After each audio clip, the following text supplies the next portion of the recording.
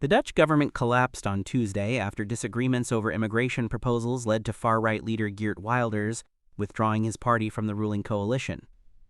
Wilders said in a CNBC-translated post on the X social media platform that his Party for Freedom, PVV party, would be departing over the alliance's lack of support for their asylum proposal. "We had no choice. I promised the voter the strictest asylum policy ever, but that was not granted to you," he said in a separate Google-translated comments on X. The PVV won a landslide victory in the Netherlands general election in 2023, knocking former Prime Minister Mark Rutte's party off the top spot. Despite the victory, the country's four major parties chose the former head of the Netherlands Intelligence Service, Dick Schoof, as Prime Minister. Conflicting ideas on immigration sank the former coalition in 2023 and ultimately led Rutte, the country's longest-serving premier, to step down from the top post. Wilders had on Sunday warned his party could leave the coalition.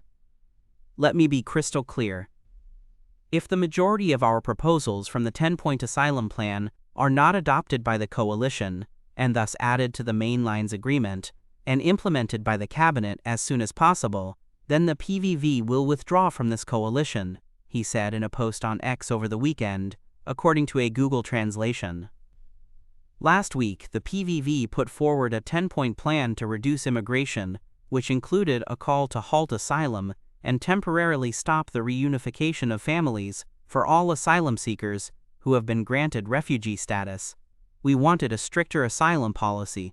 You see that many countries in the European Union, Austria, Poland, Germany, Belgium, they go further in taking measures," Wilders said in televised comments, according to a CNBC translation.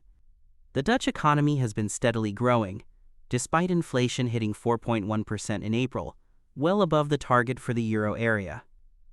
The economy is expected to grow 1.5% this year and in 2026, according to the Dutch central bank, which also cautions that rising geopolitical tensions could put a strain on further growth.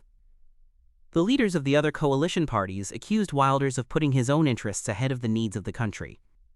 "He chooses his own ego and his own interests," Dylan Jesselgo-Zagarius, leader of Rutte's former party, the People's Party for Freedom and Democracy, told Dutch broadcaster NOS in Google-translated comments. "I am astonished. He is throwing away the chance of a right-wing policy. This is super irresponsible," she said. The Farmer Citizen Movement, BBB party, said in a statement that Wilders had single-handedly pulled the plug on the government.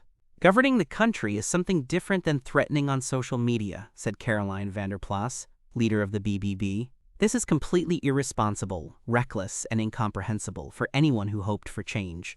The BBB party said the fall of the government now means at least a year and a half of standstill, with left-leaning parties more likely to take over and put forward more lenient asylum policies.